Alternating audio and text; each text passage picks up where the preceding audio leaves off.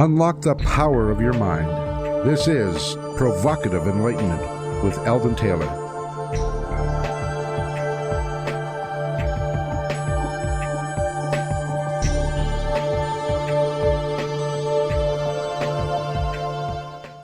Welcome and thank you for joining us today. The next hour is devoted to learning something more, not just about the world of shoes and ships and sealing wax, but about how, what, and why we believe as we do. A time for the open-minded and a time for those willing to question what they think they know or what they may believe, those willing to be uncertain for an hour. I like that, be uncertain for an hour. I'm Eldon Taylor, and this is Provocative Enlightenment. Here in the studio with me today, as always, is Ravinder. So, pretty lady, say hello to everyone. Share your insight for the day, and please tell everyone how they can learn more about our show. Well, hello, everyone. So glad that you could join us again today and join me in being uncertain for this part of the hour, because I'm always uncertain, but that's a good thing. To learn more about the show, we have the website that has all of our archives up there. We've been on the air for 11 years now, something like that. So just go to provocativeenlightenment.com, and then we also have our Facebook page, so you can just do a search for Provocative Enlightenment Radio. Any information that gives out that our guest gives out on the air, I will try to get posted up there. So if there's any URLs or any other special information, you can always go check it out there. All right. In this week's Spotlight, I wish to discuss psychographics. For a long time, sellers of wares and ideas have relied on demographics for their targeted marketing efforts. Demographics reveal the statistical data of a population, especially those showing average age, income, education, and so forth. So if the target audience is female between the ages of 20 and 40, it is demographics that identify where to go with advertising dollars, whether the ad is designed to peddle a product, an idea, or win a vote. Now, by way of further identification, we add this science called psychographics. Psychographics uses demographic information to determine the attitudes and tastes of a particular segment of a population. Essentially, psychographics seeks to discover the so-called 5 big traits, referred to in the acronym OCEAN. Those 5 are openness, conscientiousness, extroversion, introversion, agreeableness, and neuroticism. Breaking each of the 5 down, we can understand why they're important to those who wish to convince us of our likes, desires, and needs. Openness refers to one's desire for new experience, as well as providing a measure of creativity. Conscientiousness is the measure of care taken in life. Extroversion, introversion is the assessment of sociability. Are you comfortable in crowds, or do you prefer to be in smaller groups and or alone? Agreeableness evaluates the dimension of kindness and caring. Are you empathetic, and do you sympathize with others? And finally, neuroticism considers how you handle emotion. Are you stable, or do you yell at others when upset? How do you react in stressful situations? Okay, now gather this information from the demographic you seek most to exploit, and you theoretically have everything you need to know in order to persuade them. And that is exactly what Cambridge Analytica did for President Trump's campaign in the last presidential election. Indeed, in the words of Professor Jonathan Albright, quote, "This is a propaganda machine. It's targeting people individually to recruit them to an idea. It's a level of social engineering that I've never seen before. They're capturing people and then keeping them on an emotional leash and never letting them go." Close quote. In my book, Gotcha, The Subordination of Free Will, I dedicated a chapter to exactly this sort of metadata engineering. And the devices are not only becoming more sophisticated every day, but also much more widely deployed by everyone. The strategy behind social engineering, or the engineering of consent, as Edward Bernays titled it in his essay in 1947, remains that of control of the masses. But the tactics are ever evolving. You should know this and remember today's spotlight. The next time you answer some silly quiz, the kind ostensibly designed to inform you of what Hollywood figure you're most like, or what animal you are, or what characteristic is your strongest based on your moon sign, and so forth. You are providing information that can, and undoubtedly, in some way, will be used to win your consent at some point in the near future. Remember, the ultimate goal is to get you to do what they want you to do because you think it's both your idea and a good one at that. Those are my thoughts. What are yours? How about you, Ravinder? What do you think? Propaganda, indeed. It's. I think it's hard. I think it's hard. It's impossible to escape these days.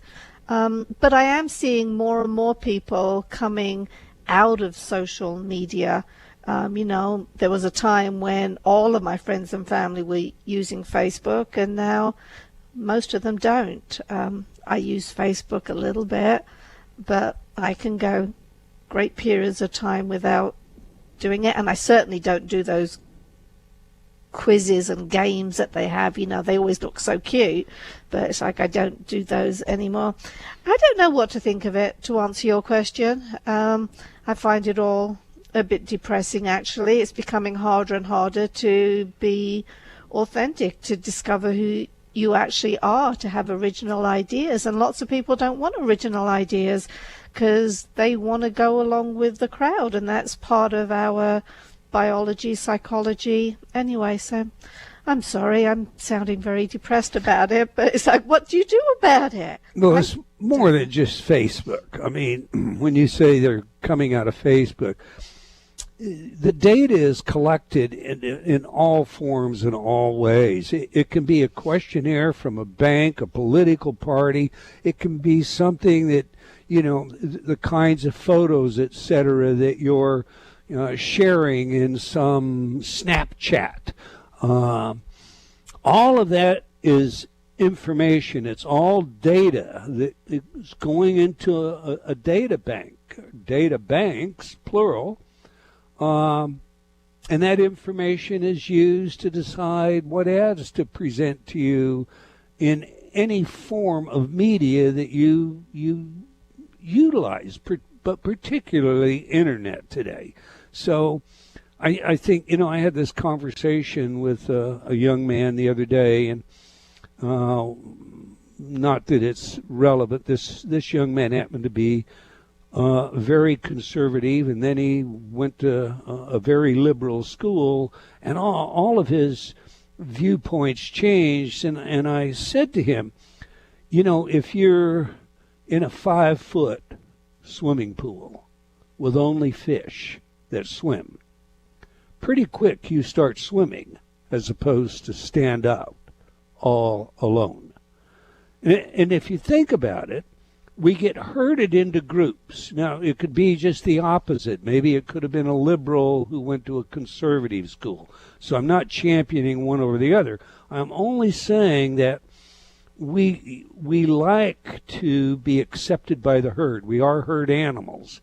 And so we are very easily influenced by those people that we have chosen to be around. And in some of these social media places, we're herded into these groups. We're not actually choosing it. It's being chosen for us. Those are my thoughts. Anything you want to add?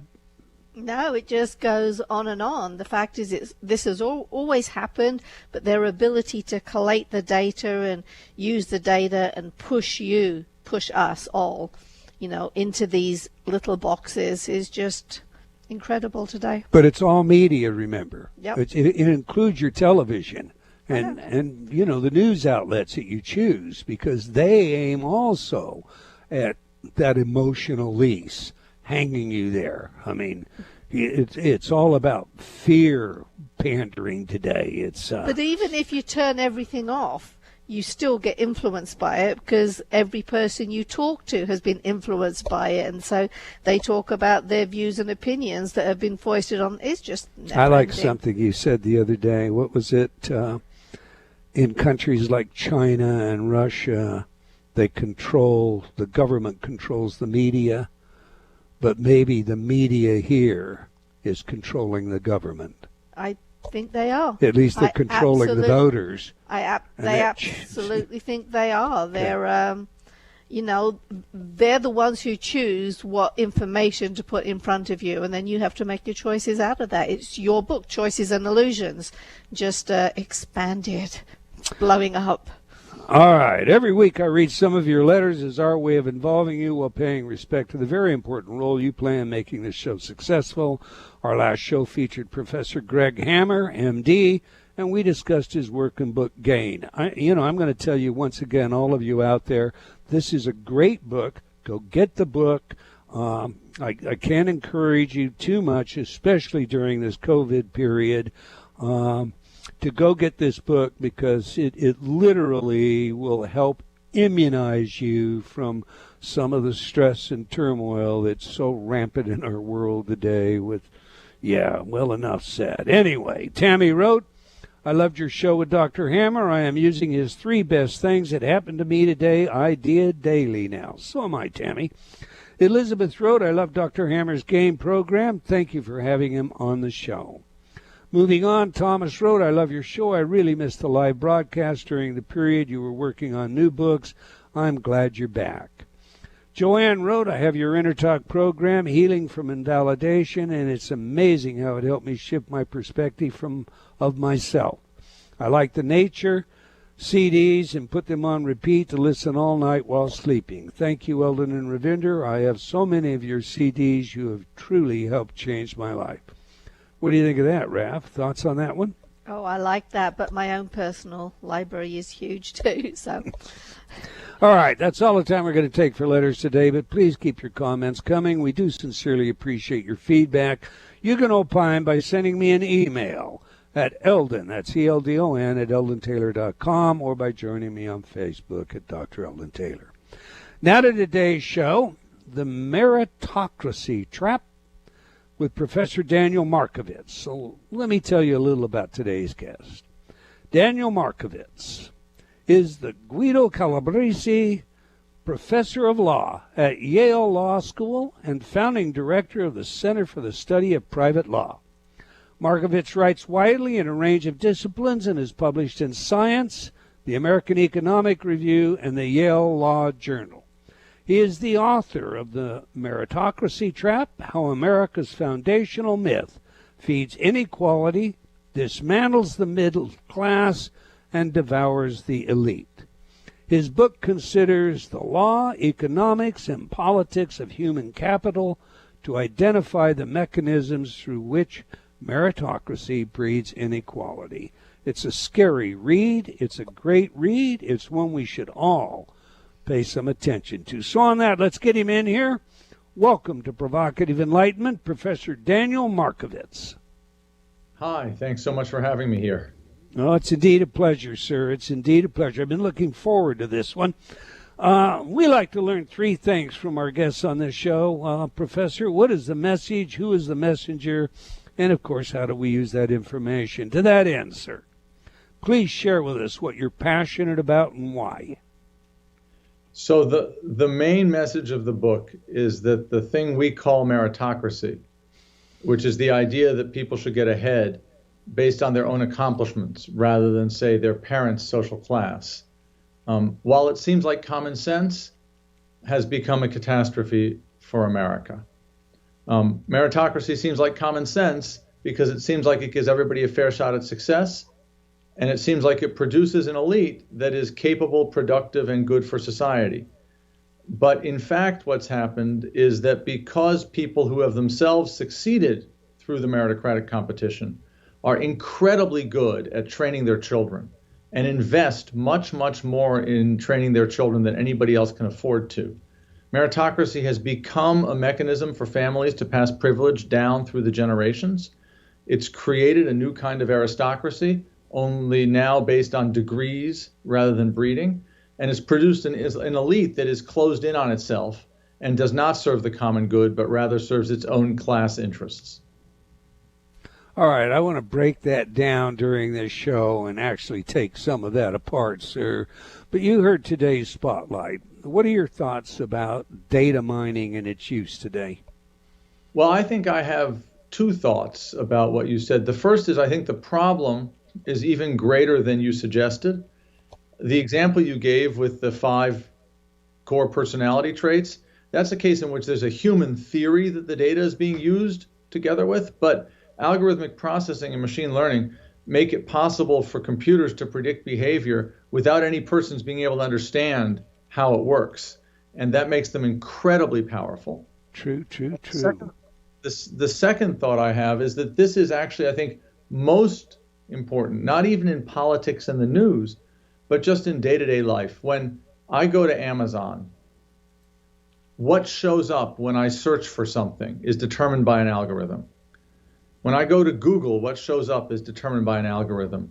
These algorithms are in effect making my choices for me in my everyday life. What brand of toothbrush to buy, what kind of screwdriver, where to go on vacation.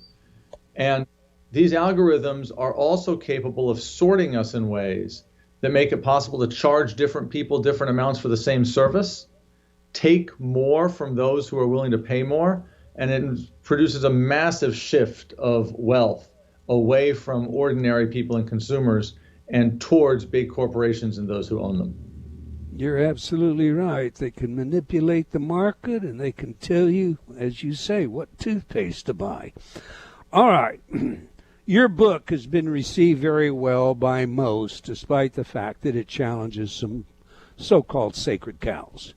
I want to get into it in a great deal of depth, but first we should set some definitions and ideas out that we can flesh out further during the show. To that end, you argue that merit is a false promise in our culture today. Please define meritocracy for our audiences and unpack what you mean by a false promise, or I think the term you used was sham. Great. Thank you. So first of all, meritocracy is the idea, as I said, that you get ahead based on your own accomplishments, not something else, your race, your gender, your parents' names. Now, why do I think that this is a false promise? For 2 reasons. The first is we confuse meritocracy, the idea that you should get ahead based on your own accomplishments, with equality of opportunity, the idea that everybody has the same shot of success, no matter what their background is. And the reason those two are different is that if you have a world in which rich parents send their kids to the best private schools, invest in tutors, invest in coaches, invest in training of various sorts, and invest much, much more than anybody else can afford to invest. So just to give you an example, the best private schools in America spend $75,000 per pupil per year educating their students. A typical public school spends $15,000. If you have that world, and if training works, it means that the kids of rich parents, because they have more training, will actually accomplish more.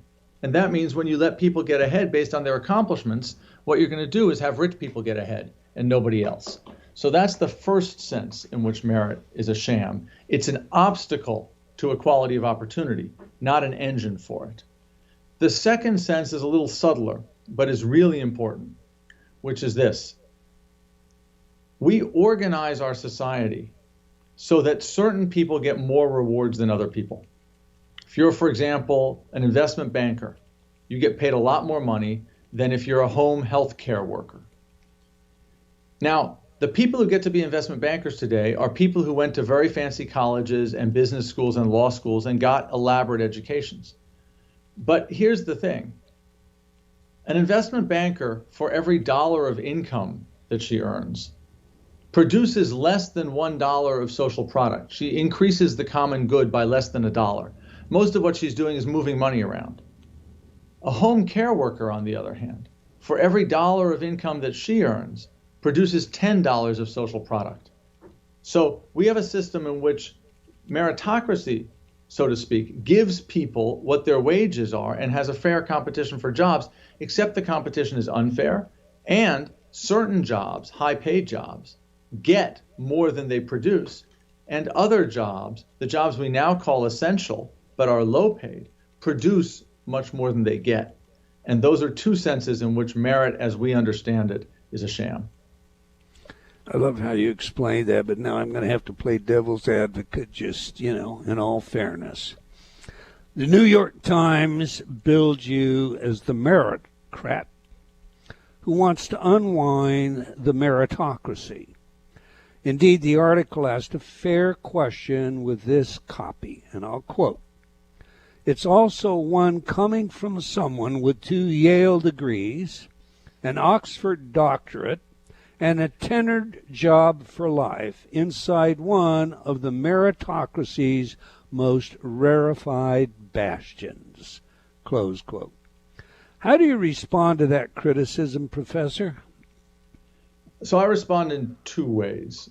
The first is guilty as charged, and I'm very open about this in the book. I am a beneficiary of this system, and I don't deny it. And insofar as the system is unfair or wrong, much of the advantage that I have in life is unfair and wrong. The second, which I think is really important, is that no part of the argument of the book is testimony. I'm not holding myself out as having any particular virtue, or in fact as knowing things other people don't know. Instead, what the book is doing is it's setting out some facts and making some arguments that connect those facts and asking the reader at the end of it, do you agree or don't you agree, based on what's inside the book. And if you agree, you might well conclude that the university that I'm at is too rich and powerful, and that I myself have advantages I don't deserve. And in fact, that's where the book concludes also, saying that elite universities are too rich and powerful, and that people who have very high salaries don't deserve their full salaries and should pay more taxes. So I would agree with the indictment, I suppose. Now, the follow-up to that may be unfair. In fact, I think personally it is unfair, but the follow-up goes this way. Well, if you're passionate about that and you really believe it, are you going to give up a large part of your salary and see that these home health workers receive additional remuneration? Are you going to set an example? So, first of all, in some ways I do, and maybe I should do more. I'm not particularly virtuous, I suppose. But the deeper point is that this is a book about structures. And one thing that I should do, and that I do with as much energy as I can muster, is argue for political reforms that will unwind inequality, make us a fairer, more inclusive, more democratic society, and reduce the outsized influence that the institutions I'm associated with and people like me have in our culture and in our politics. And so in that sense, I absolutely do, as it were, put my money where my mouth is, or put my energies where my arguments lead, which is to push for structural reforms. Because one of the lessons of the book is that if we want a better society, we have to have better economic, institutional, cultural, and political structures. We have to have a government that is fairer, laws that are juster, more fair taxation, an education system that doesn't favor elites and educates more people more equally, a labor market that gives higher wages to jobs that now don't get paid as much and reduces the wages of certain elite jobs today. And those are things that I always argue for, agitate for, politic for, with all the energy that I have. Well, for what it's worth, I found nothing maudlin in your book or your work or in my background search of who you are. Indeed, I believe that what you just said, was sincerest of beliefs. Okay, we've got a break coming up, Professor. When we come back, I want you to explain to us how we ever became a meritocratic society. We're speaking with Professor Daniel Markovits about his work and book, The Meritocracy Trap. I said earlier in this hour, this is a scary read, and it is, because it reveals a side of our lives that we probably have been ignorant to and we shouldn't be. And if you're an agent of change, awareness is the most important element that you can obtain in order to do those, or to make this country a better place to live in. You can learn more about our guest and his book by visiting The Meritocracy Trap. One word, themeritocracytrap.com. Okay, do please stay tuned. We'll be right back. You're listening to Provocative Enlightenment with Eldon Taylor. Change has never been easier. Whether you wish to lose weight, stop smoking, build better relationships, become creative, enjoy ultra prosperity, or simply relax and promote self-healing, InnerTalk has been repeatedly demonstrated effective in the most rigorous of scientific studies. Our customers love InnerTalk. Sean wrote, "I have struggled with bulimia for over 30 years and have never been able to lose weight without restoring to it until I used InnerTalk." Vicky wrote, "My hubby has been using the Stop Snoring CD, and already his dangerous and raucous snoring levels have stopped." Celeste wrote, "I recently graduated from Taft Law School with honors. I'm writing to tell you how much your InnerTalk CD, Excel in Exams, has helped me. With over 300 titles to choose from, there is something for everyone. Check it out today by going to innertalk.com.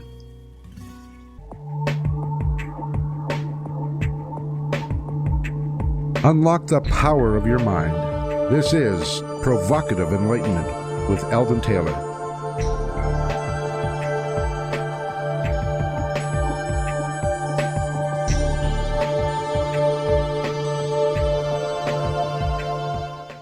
Welcome back. If you just joined us, we're chatting with Professor Daniel Markovits about his work and book, The Meritocracy Trap.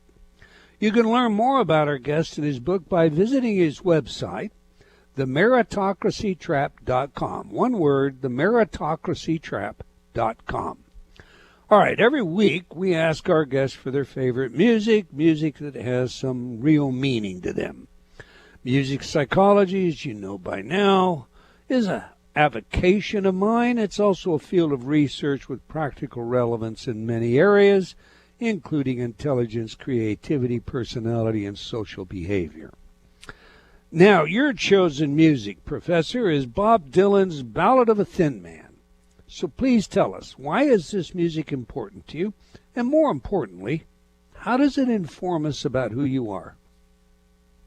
Well, I chose that when you asked me for this show because I feel like around the world, but certainly in America today, something is happening, and we just don't actually know quite what it is. There's an enormous amount of partisan anger, general political anger, mistrust of institutions, mistrust of elites, despair in the populace. We're facing rising mortality rates in this country right now, falling life expectancy. And just to be clear about this, it is literally true that in all of human experience, it's never happened that a society has had falling life expectancy without either a famine, a war, a plague, an economic catastrophe. Well, we now have a plague here, but we had the falling life expectancy before the plague. And it was inexplicable why it should happen. And the answer, I think, is that we're in the middle of a fundamental restructuring of our economic, cultural, and political life that is favoring a very narrow elite that has a very particular, extreme, intensive form of education that does labor that no one else is either able or allowed to do, and that excludes more and more people from meaningful advantage and participation. And that all of these phenomena, the increased mortality, which is overwhelmingly due to alcoholism, drug addiction, suicide, the political anger, the populism, the mistrust of institutions and elites, are all caused by this concentration of privilege in what I call the meritocratic elite or the superordinate worker. But we as a culture haven't come to recognize that yet. So, why Bob Dylan? Because I think he has a way of capturing the way the world is and the way people feel about the world in an extremely spare, direct form. But why this song? Because as he says, something is happening, we just don't know what it is. I love the thought you put into that, Professor. It takes a lot of courage for someone like yourself to step out there and speak to his colleagues and other elites. Forgive me, I don't mean to impugn you when I use that word. And many would think I was. How is your message received by your colleagues? Well, let me say first of all, in a way, part of my response is the flip side of my response to your early question about sort of what's wrong with me, why aren't I acting on this? I also think that it actually doesn't take a whole lot of courage for someone in my position to do this, because I'm a tenured professor. Nobody can take away my livelihood. Nobody can take away my position. And so it, in some sense, takes no guts at all to say anything. So I want to claim neither virtue nor vice that's unusual. I'm just a guy, I'm doing my job trying to understand what's going on. Now, how did people react? I actually think people mostly were not particularly hostile, people in the elite. There were some people who reacted very hostilely. These were generally, in my experience, people who themselves had benefited from the meritocracy and who had benefited in ways that were admirable. So people from traditionally excluded groups, people who, had a hard time getting into Harvard in the 60s because of the Jewish quota or something like that, and had worked their way to the top through their own effort and talent, and were really understandably skeptical of an argument that says that a system that rewards people for hard work and talent is a bad system, because the old system was one that rewarded people for being white, male, Protestant, born to an old family, and that's a worse system. So there was some hostility there, but mostly people inside the elite, I think, understand that the system that we have is deeply unfair, deeply destructive of our culture and our social cohesion. And I think that they're not, people don't have to buy my diagnosis of exactly how this worked, but they're groping for an explanation.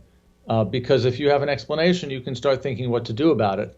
But until you have an explanation, all you have is a sense of foreboding.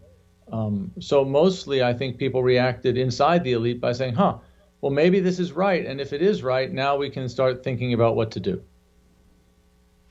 All right, sir, I promised you when we came back from the break, I was just simply going to ask you, how did we ever become a meritocratic society? So I gave a little bit of a hint at that in our last back and forth, which is that after the Second World War,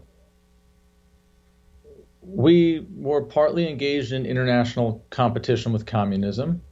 We were partly responding to the fact that lots of groups that had historically been excluded had fought bravely and valiantly alongside more traditionally aristocratic Americans in the war effort. And it became clear to a subset of America's then leaders that the old system, in which your family name and your breeding and how long your people had been there and whether you were white or a person of color, whether you were Protestant or Catholic or Jewish, not to mention Hindu or Muslim, determined your access to elite institutions, that kind of exclusion was unfair, whether you were male versus female, that kind of exclusion was unfair. And meritocracy was thought of by sincere, good-willed reformers as a way of opening up the old elite, because no group has a monopoly on virtue or talent or hard work. And so when people began to let people into places like Harvard or Yale or Princeton based on their own accomplishments, what they found is they got a much more diverse, much more energetic, much fairer, and much more representative elite. What they didn't count on is that the success of their system would build a new caste, namely the meritocrats, who knew how to teach their kids and knew how to beat the system at its own game. And so they didn't count on the idea that the system would become self-perpetuating in a way that became unfair, even though it was invented as a form of fairness and inclusiveness. All right, so I've got two sons. They both attended one of the top computer science schools in the world. I think today it's rated number 2, but at any rate, they both got excellent jobs coming straight out of the university. High six-figure incomes to start. They both worked very hard, and they both went to private Catholic high schools. So Dad and Mom laid out a lot of money to get them through their schooling. And it paid off. Their hard work paid off. That's merit.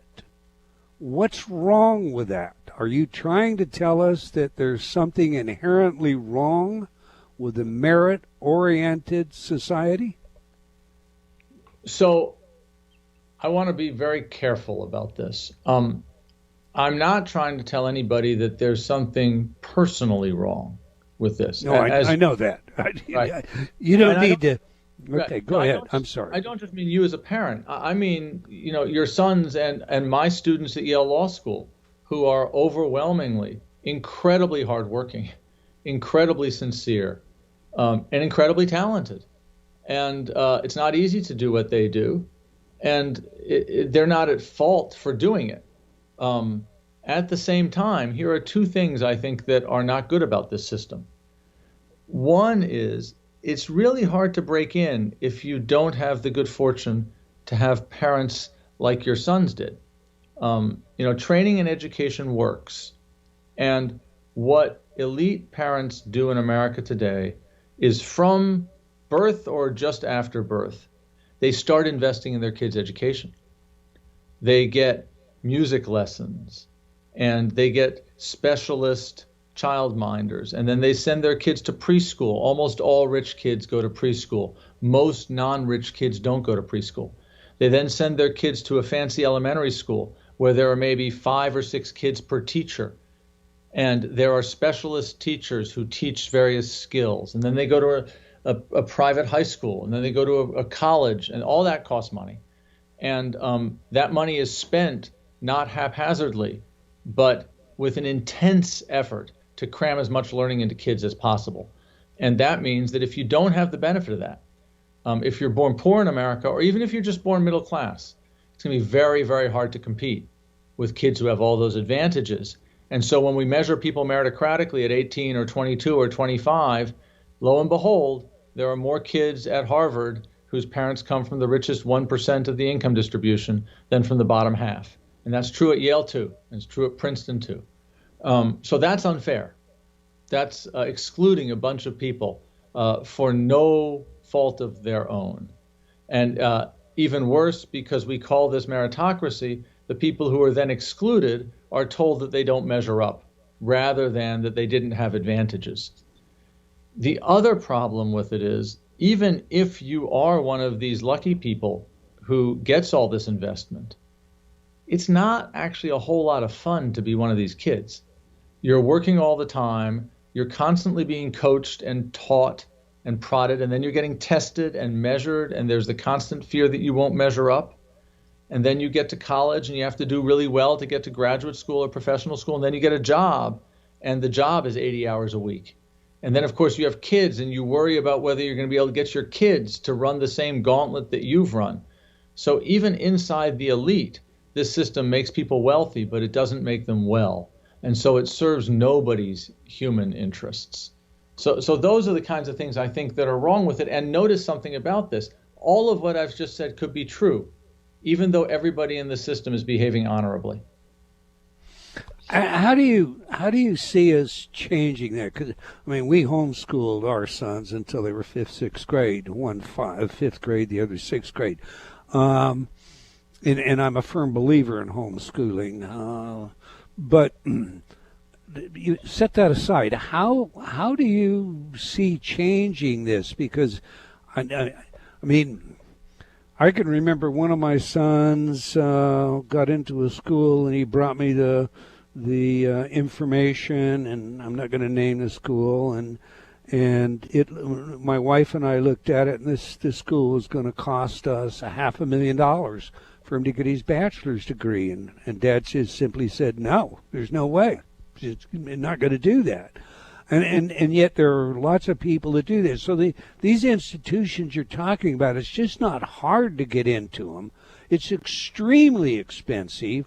Only the very wealthy can afford to put their children in those schools or buy them into schools, like some of the scandals lately. So how do you see changing this? I don't see Harvard or Yale lowering tuitions or going out looking for, students that don't come from elite families who can contribute to the school as alumni, etc. I mean, it seems to be a self-perpetuating vicious circle. Well, I think this is where we need collective action, democratic politics, and policy, government policy, rather than private virtue. What do I mean by that? So here's something interesting about the United States. Because we have local funding of public schools, not just local control, but local funding, we are extremely rare. I think only one of 3 among the 25 or 30 richest countries in the world, where the public system spends more money per child on educating rich kids than poor kids. Because you would think that the fair thing to do is, if you have the disadvantage that your parents aren't rich, schools should spend a little bit more money on you. There should be better student-teacher ratios in schools that have poorer student bodies than in schools that have richer student bodies, to kind of equalize for this unfair disadvantage that you have. But we do the reverse. Our public schools spend much, much more money on rich kids than on poor kids. And our private schools, as I said at the top of the hour, spend 5 times as much on rich kids as on middle-class kids. So one thing we can do is have a massive reallocation of education investment in middle-class kids. Take money away from the richest schools, give it to middle-class and working-class schools. Right now, rich schools, rich private schools are organized as charities, which means that they're tax exempt. There's no reason they should be tax exempt if all their students are rich. It's not a public charity, it's a rich person's club. The same thing is true for elite universities. The richest university in the world is Harvard, but the richest university per student in the world is Princeton, because Princeton has fewer students. Princeton's tax exemption amounts to a public subsidy of $100,000 per Princeton student per year, somebody recently calculated. That is 40 times as much as the state of New Jersey gives to the local community college. At the same time, Princeton has more kids from the richest 1% than from the bottom half. So we should reallocate expenditures, including public expenditures on education, away from rich kids and towards middle class and working class kids. And that would make a huge difference to who gets ahead. It would make a huge difference to how many people get educated. We get many more people into college that way. We'd also remake our labor market, so there'd be more jobs for people that way. So everybody would win, actually. You know, we talked a lot about education here, and I think that's very important because there's more than a handful of experts out there that are convinced our educational system today does as much, how shall I put this, does as much with regard to socializing, providing the acceptable thinking as it does in actually educating a skill or a talent. Would you accept that as being potentially possible, Professor? So I certainly agree that our education system socializes people, and it also produces networks, and it produces what sociologists call social capital as a way of advantaging elites. I am unusual, just sort of to be clear to your audience, for people on the left who are critical of inequality, that I also think much of what our education system does is actually give people skills. It just gives people unequal skills, and it gives people skills that are valuable only in an unequal world. So I'm not in favor of it, but I do think it has a kind of economic rationality. And if we want to reform it effectively, we have to look that economic rationality in the face. And in that sense, many people on the left disagree with me and think I give it too much credit. All right. Let me ask you this. There are many forms of inequality, and you cover them, and we're not going to have time to get through all of them. But tell us about the relative good, or the nature of relative good. And by that I mean, say, the cost of living in Seattle versus St. Clair Shores. And what, in your opinion, is how we sort this relative cost of living impact out in our country? So I think that's an incredibly complicated question. And it's complicated for the following reason.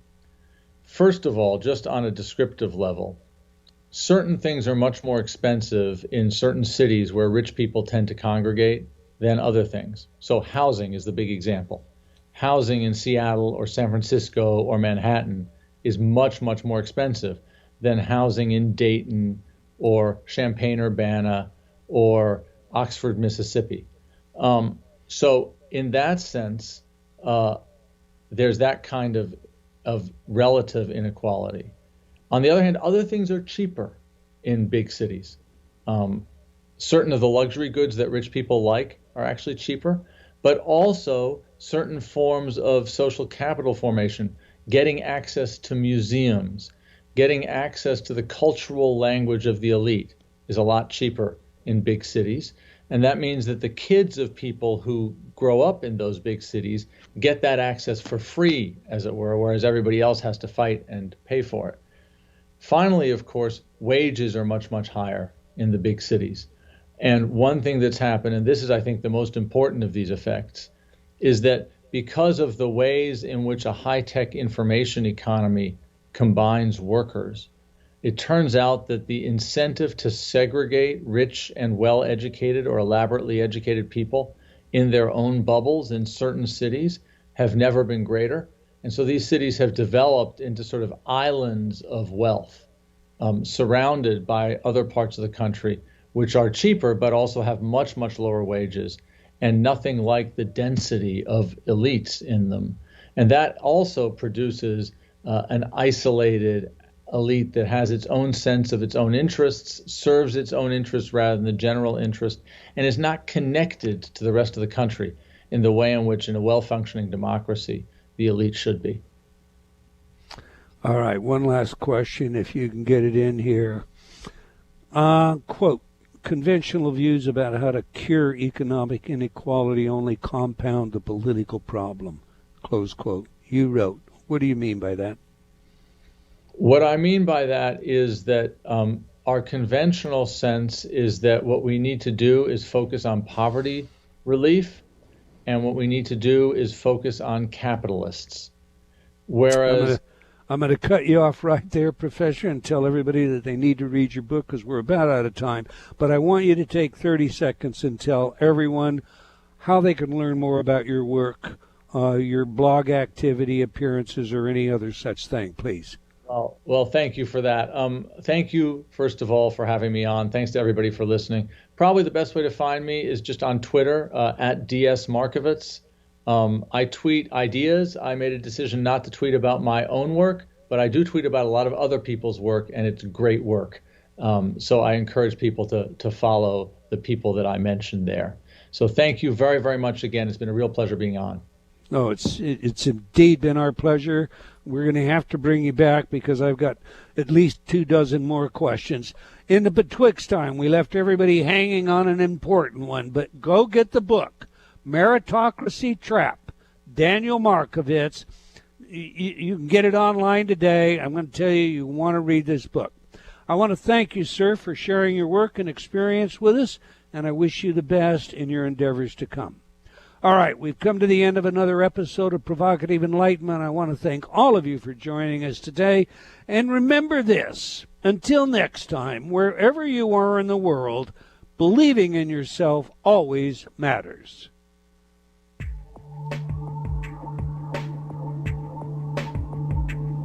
Provocative Enlightenment has been brought to you by Progressive Awareness Research and other sponsors. Provocative Enlightenment is a syndicated show and appears on other networks. For a schedule of show times, visit provocativeenlightenment.com. If you're interested in becoming a sponsor, write to Eldon at eldontaylor.com.